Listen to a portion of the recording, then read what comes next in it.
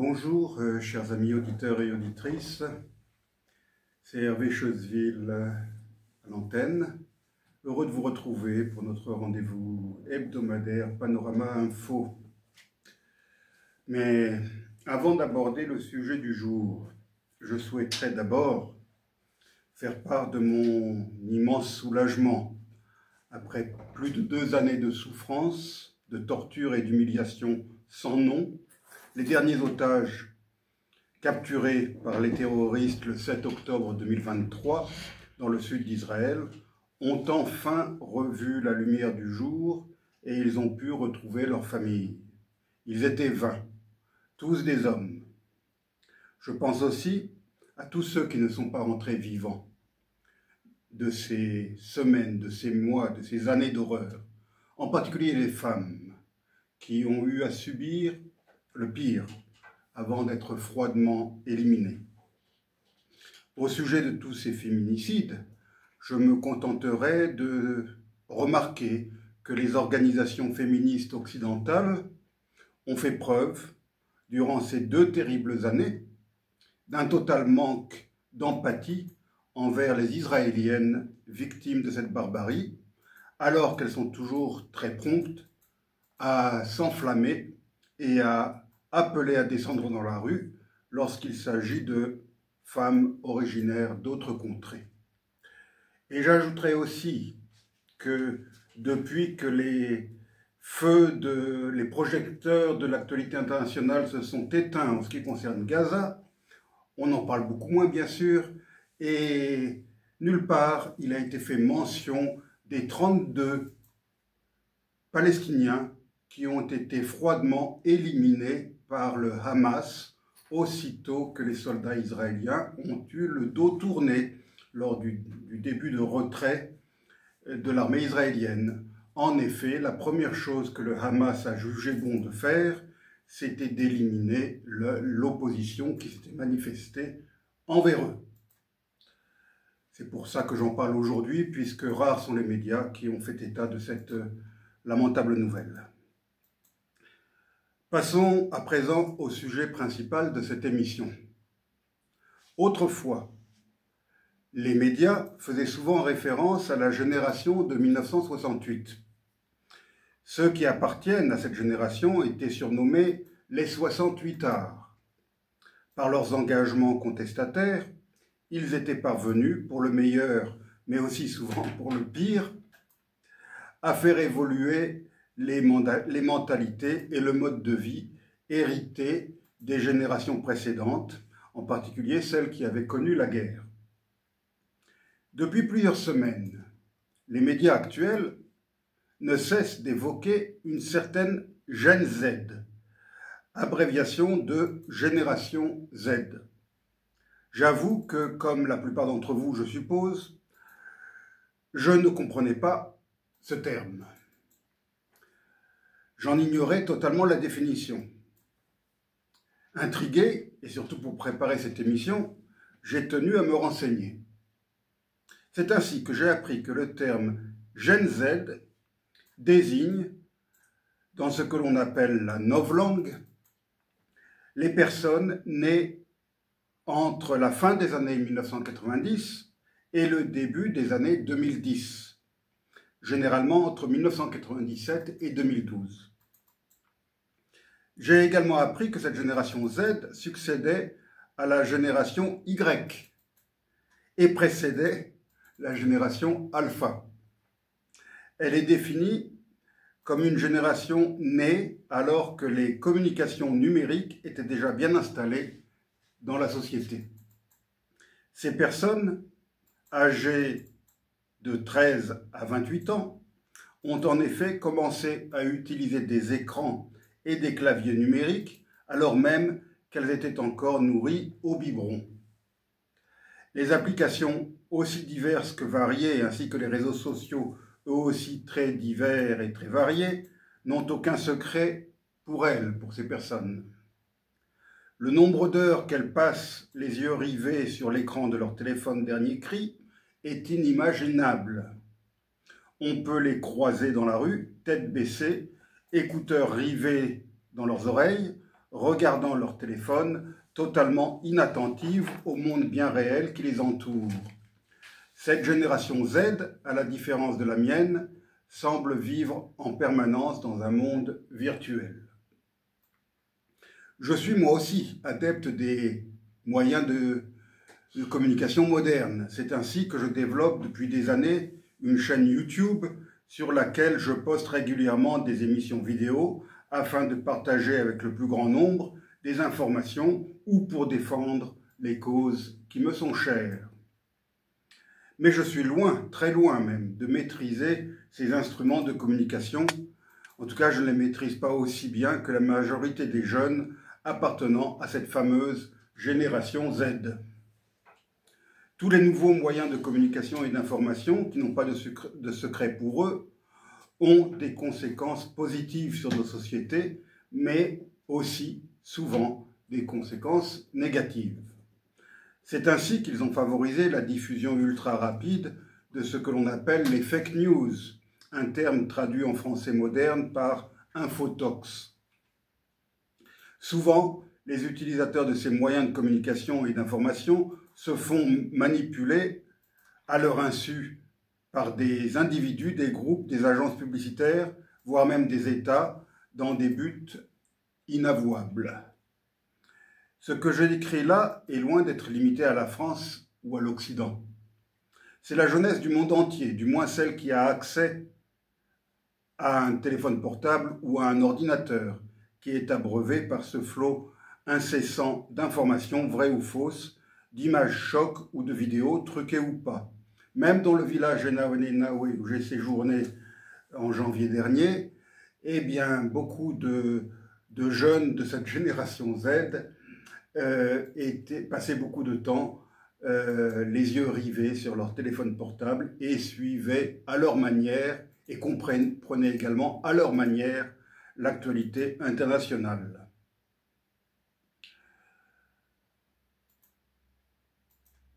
Le développement de l'intelligence artificielle a permis de faire franchir une nouvelle étape à ce phénomène souvent très inquiétant. Dans des pays où l'information officielle est contrôlée par des régimes autoritaires, ces nouveaux moyens de communication et d'information, presque incontrôlables, sont devenus les seuls moyens d'information que les jeunes croient être fiables, du moins plus fiables que celles diffusées par leur gouvernement. Ces dernières semaines, la Gen Z a prouvé sa capacité à se mobiliser et à forcer les gouvernants à écouter leurs revendications, et à leur faire marche arrière dans certains domaines. Parfois même, cette mobilisation de la jeunesse a abouti à de véritables changements et même à des changements de régime. Il s'agit là d'un phénomène planétaire, transfrontalier et même transcontinental. De l'Indonésie à Madagascar, les Philippines, le Népal, le Kenya et le Maroc, la Gen Z a occupé la rue et a provoqué des bouleversements inattendus, défiant les élites au pouvoir, impuissantes à faire cesser la contestation. Loin de moi l'idée d'affirmer que tous ces mouvements sont liés ou coordonnés. Je reste cependant persuadé que les images de l'un, publiées sur les réseaux sociaux et qui ont circulé dans le monde entier en un temps record, ont pu donner des idées et influencer un autre, puis encore un autre. Les nouveaux outils de communication et d'information ont donc joué un rôle déterminant dans les pays concernés, mais aussi entre ces pays dont certains n'entretiennent que très peu de relations, comme par exemple le Népal et le Maroc. Commençons par le Népal, petit pays hindouiste, himalayen, de 30 millions d'habitants, coincé entre ses deux énormes voisins, qui sont tous deux peuplés de plus d'1,5 milliard d'habitants, l'Inde au sud et la Chine au nord. En fait, je ne devrais pas citer la Chine comme voisin du Népal, puisqu'en réalité, le véritable voisin septentrional du Népal, c'est le Tibet, pays héritier d'une très ancienne civilisation bouddhique et à la riche culture malheureusement envahi militairement en 1950 et ensuite colonisé et annexé par la Chine communiste qui le maintient depuis lors sous son implacable joug. Le Népal, quant à lui, a connu une grande instabilité politique et a même été plongé dans une sanglante guerre civile entre 1996 et 2006 du fait d'une guérilla d'inspiration maoïste qui fit plus de 17 000 morts. C'est dans ce contexte troublé qu'en 2001, le roi Birendra, la reine Aishwarya, le prince héritier Dipendra et les autres enfants du couple royal ont été abattus au cours d'un dîner au palais royal. Le prince Dipendra, sous l'effet de l'alcool et de la drogue, aurait été l'auteur des meurtres des membres de sa propre famille avant de retourner son arme contre lui. Le prince Gyanendra, frère cadet de Birendra, était absent lors de ce fatidique dîner, ce qui lui permit d'accéder au trône. Mais Gyanendra était loin d'être aussi respecté que son défunt frère, le roi Birendra. Il a même été soupçonné d'avoir été le véritable instigateur du royal massacre. La monarchie népalaise est donc sortie fortement et durablement affaiblie de cette tragédie, tandis que les rebelles communistes, qui gagnaient du terrain, exigeaient son abolition pure et simple. Fin 2006, un accord de paix finit par être signé entre le gouvernement et les rebelles du Parti communiste unifié du Népal, c'est-à-dire le parti rebelle. Le 10 avril 2008, ce parti triompha lors de l'élection de l'Assemblée constituante. Lors de sa séance inaugurale le 28 mai suivant, cette nouvelle Assemblée confirma l'abolition de la monarchie et son remplacement par une république démocratique fédérale. Le premier président de l'histoire du pays, Ram Baran Yadav, fut alors élu par la Constituante au scrutin indirect le 19 juillet 2008, afin d'assurer la transition. Mais les partis politiques népalais furent incapables de s'accorder sur une nouvelle constitution et de nouvelles élections eurent lieu en 2013. Mais même ces nouvelles élections ne permirent pas de débloquer la crise née d'intérêts électoraux divergents et de désaccords quant à la nature de l'État et de ses futures institutions. La catastrophe humanitaire causée par le tremblement de terre de 2015 amena cependant les membres de la seconde constituante à s'entendre enfin sur une nouvelle constitution qui fut promulguée le 20 septembre 2015. C'est ainsi que le Népal devint un État démocratique républicain fédéral laïque d'orientation socialiste et doté d'un régime parlementaire. L'Assemblée constituante élit le 28 octobre suivant un nouveau chef de l'État, la candidate du Parti communiste marxiste-léniniste unifié, Bidya Devi Bhandari, qui devint ainsi la première femme présidente de la République et se vit chargée d'assurer la transition jusqu'à la mise en place des institutions.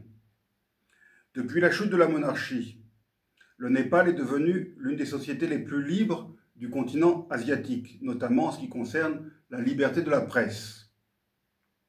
Toutefois, le pays n'a pas cessé de souffrir d'une instabilité politique chronique, avec 13 gouvernements qui se sont succédés depuis 2008.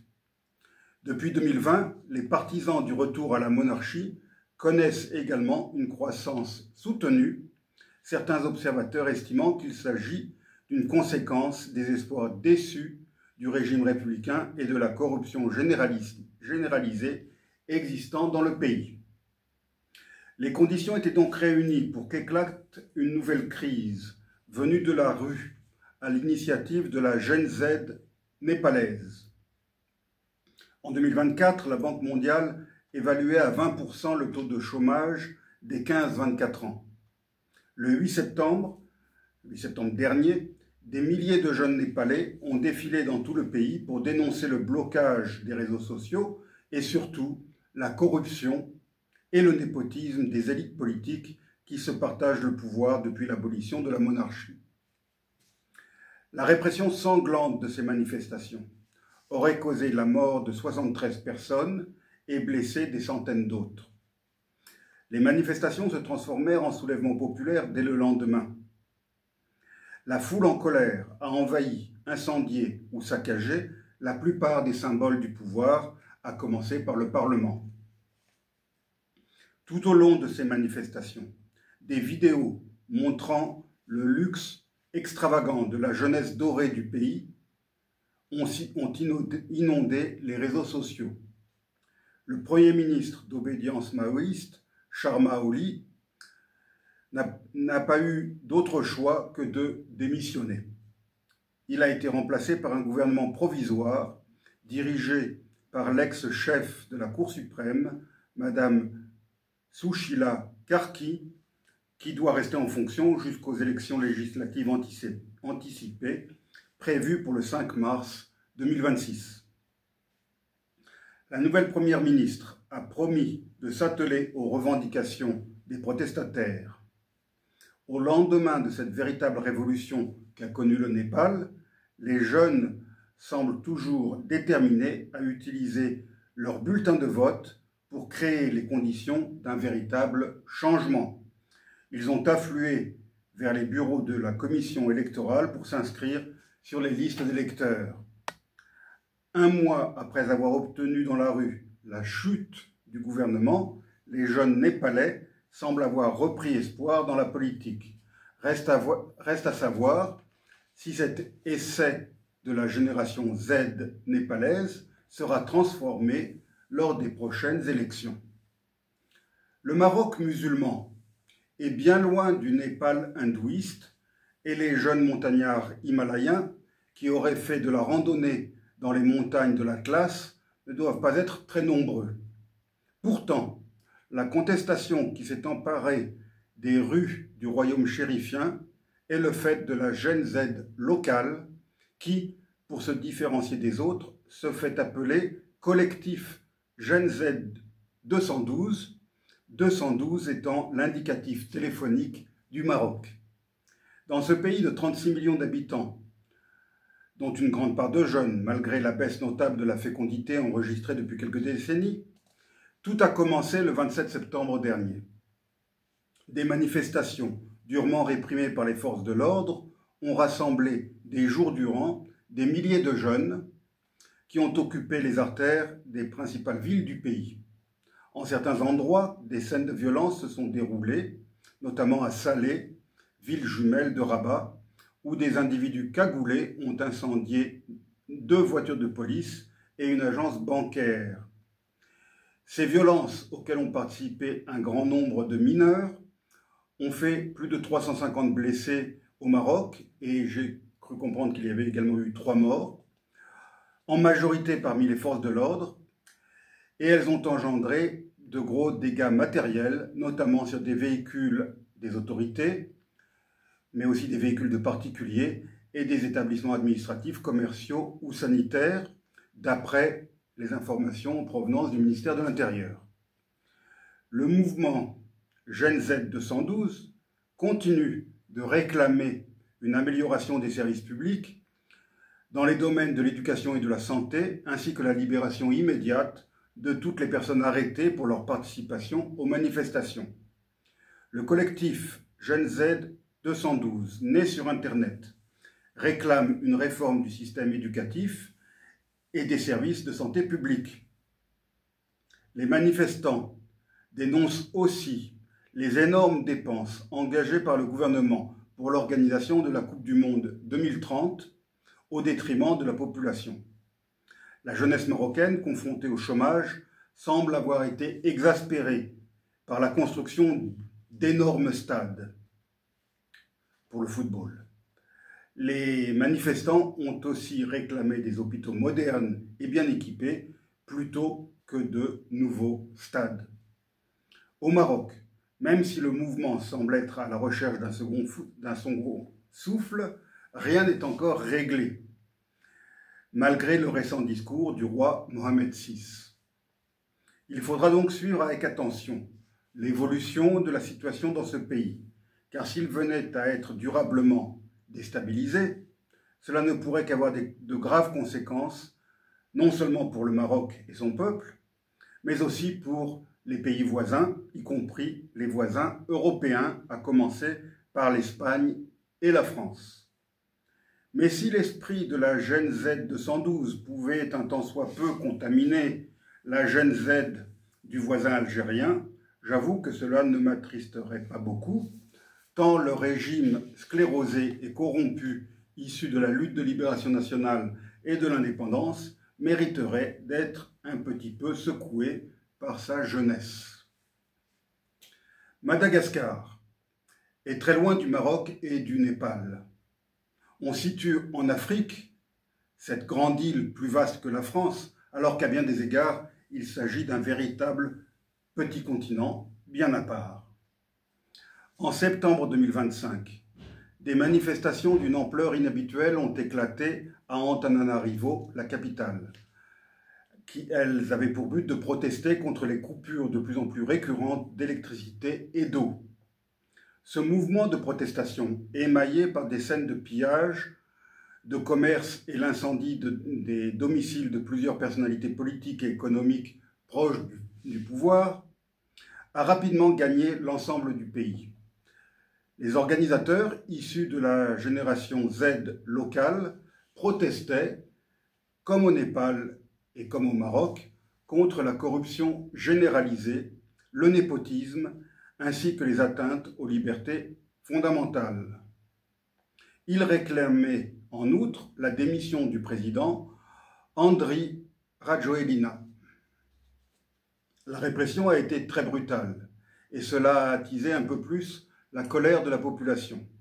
Le 29 septembre, après 4 jours de manifestation, le président a tenté de reprendre la main en limogeant son Premier ministre Christian Nsay et l'ensemble du gouvernement. Samedi 11 octobre, le contingent militaire du CAPSAT, CAPSAT ça signifie Corps d'armée des personnels et des services administratifs et techniques, ce contingent donc a appelé à la désobéissance civile et il est entré en mutinerie en se ralliant aux manifestants et en les aidant à gagner la grande place du 13 mai que ceux-ci essayaient d'atteindre depuis le début des manifestations.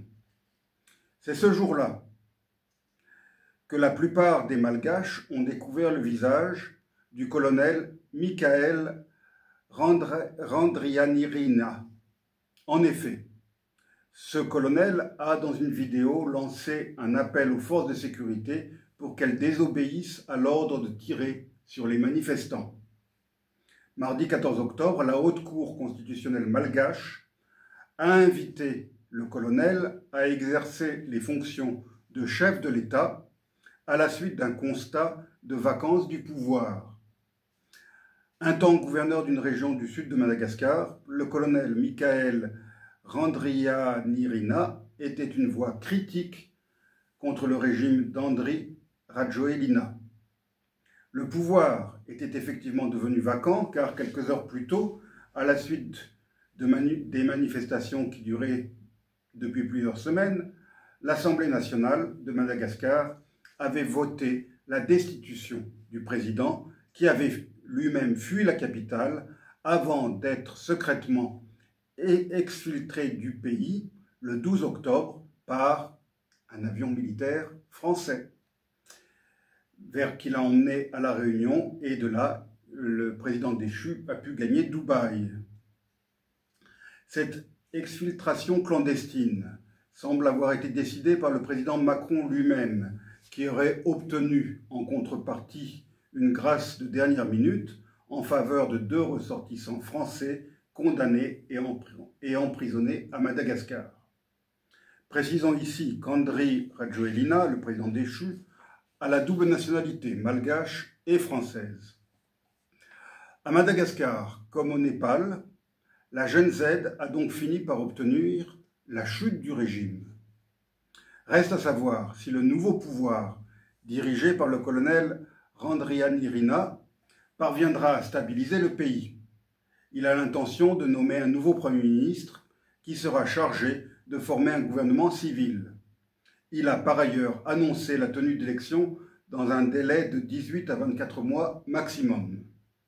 Les défis à relever ne sont pas minces, car Madagascar, même si ce pays, contrairement à tant de pays africains, n'a jamais connu la guerre depuis son indépendance en 1960, ce pays donc appartient au groupe des pays les moins avancés selon la classification établie par l'ONU.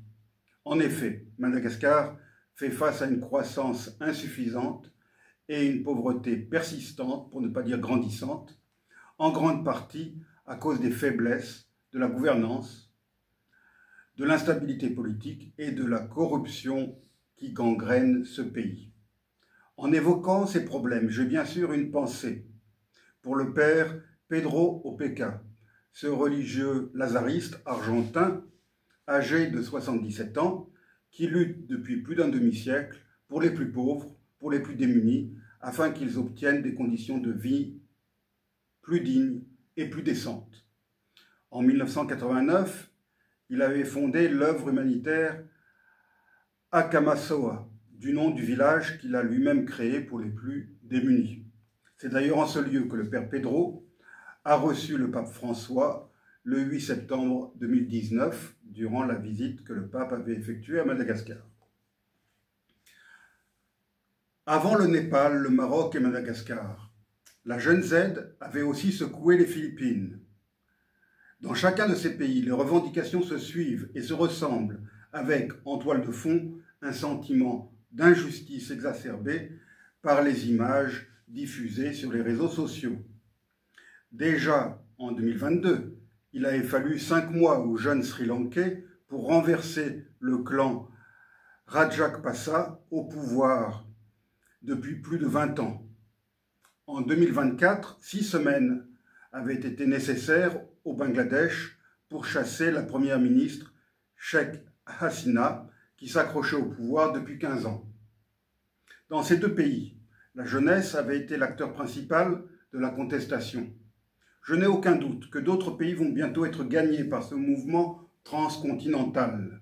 Le prochain pourrait d'ailleurs être le Cameroun, pays où le président Paul Biya, 92 ans, au pouvoir depuis 1982, a probablement remporté l'élection présidentielle de dimanche dernier. Il pourra ainsi entamer un 8e mandat de 7 années. Ce qui fait que s'il ne se représente pas au bout de 7 ans, il quittera le pouvoir à l'âge respectable de 99 ans. C'est sur ces paroles que je vous souhaite une bonne semaine, une bonne fin de semaine, chers auditeurs, et que je vous dis à la semaine prochaine. J'aimerais aussi rajouter quelques mots à l'intention des vidéospectateurs d'RVTV pour les informer que samedi prochain, samedi 18 octobre, je vais donner une conférence à Calvi, en Corse donc.